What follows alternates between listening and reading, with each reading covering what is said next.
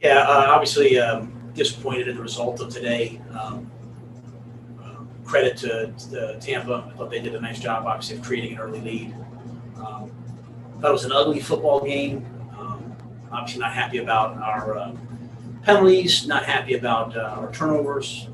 And with all that being said, nine penalties, four giveaways, and we have, it's a one-score game in the fourth quarter. So, we have to find a way to overcome that and build off of the competitive nature that we seem to have. But at the same time, we have got to become a better football team in terms of playing cleaner football this week. Matt, what can you tell us about Christian McCaffrey? I don't know anything right now. I know he came out. He came out in the first quarter at one point, and then just at the end of the game, they said he was out with a lower leg injury. I haven't seen the doctors yet to tell me where he's at. They said he was down, and we went like the rest of the way. Matt, do you know if the first quarter deal with him was the same injury? You know what? I don't know that. He went down, and then he said he was right back. So they literally just tell me up or down. I'm sorry, I don't have more information than that. But that's I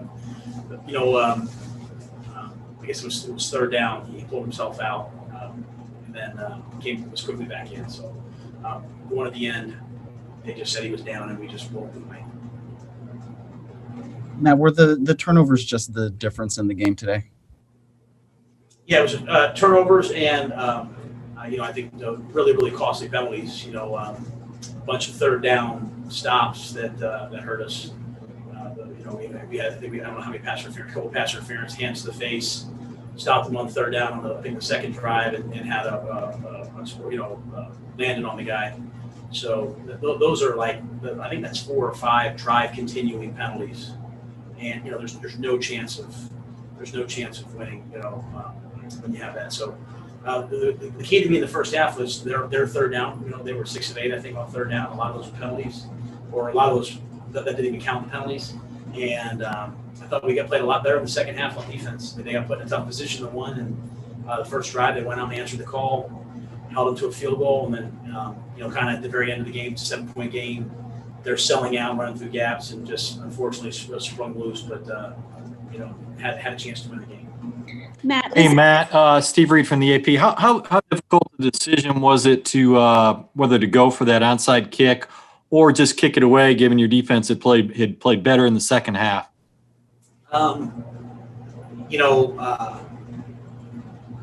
We thought about that. I guess the key for us was if you go for the onside kick, it's 2 chances to get the ball. We have a kick that we really like. We thought we had a chance at it. And if not, we still thought we were going to stop them.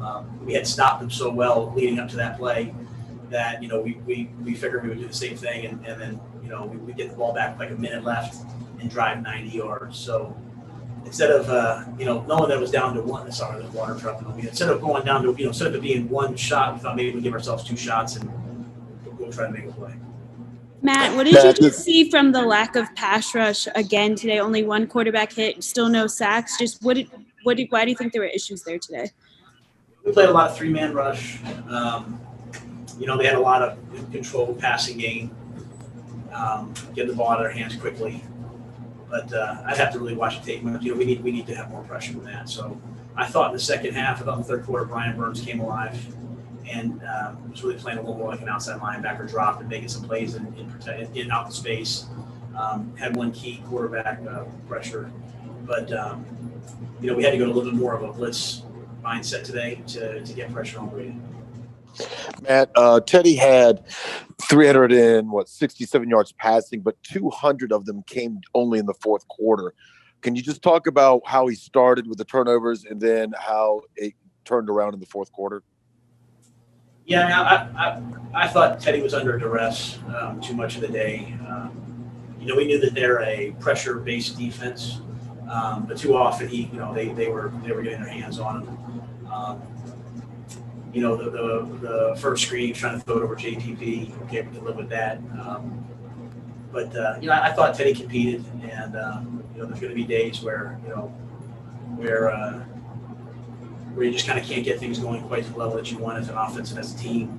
But I was proud of the fact that he just kept pushing it, kept pushing the pedal, and got us back in the game. I mean, again, to have it be that ugly of a game and have it be 7 points, with a couple minutes left. I mean, I think we see competitive toughness. We just have to execute way, way, way better. Matt, to that end, philosophically, do you emphasize now the positives, or do you kind of, press the need to fix the negatives from this game? I think my philosophy has always been just to try to tell the truth. Find the good things and build off those, get rid of the bad things, and just emphasize the bad things and then just move on. I mean, we're doing some good things. Some things need to be fixed, and just be honest about those. And I think when you have that, that mindset, you can be consistent, throughout. The main disappointment for me is, to be an offense that didn't turn the ball over last week to now turn the ball over, 4 times this week. I mean, that's just such a sharp, drastic, change. And then to have only 5 penalties last week, 2 of which were on special teams, and then have so many this week. And they were really hurtful penalties, and they were on 3rd down. I mean, that really makes it hard. So, again, the positive message is, guys, we made it so hard on ourselves, and yet we still had a chance. Like, if we clean all this stuff up, we have a chance to be a good team. But that's a lot of ifs, and we have to work at it to get ourselves there. Hey, Matt, to the point of having Joe, we have to let Coach go. How about one more, please? Can we get a couple more in there, Preston? We have to get him going. Joe, you can ask your one question, then we'll end it. You were talking about Matt having a chance at the end, even after the onside kick.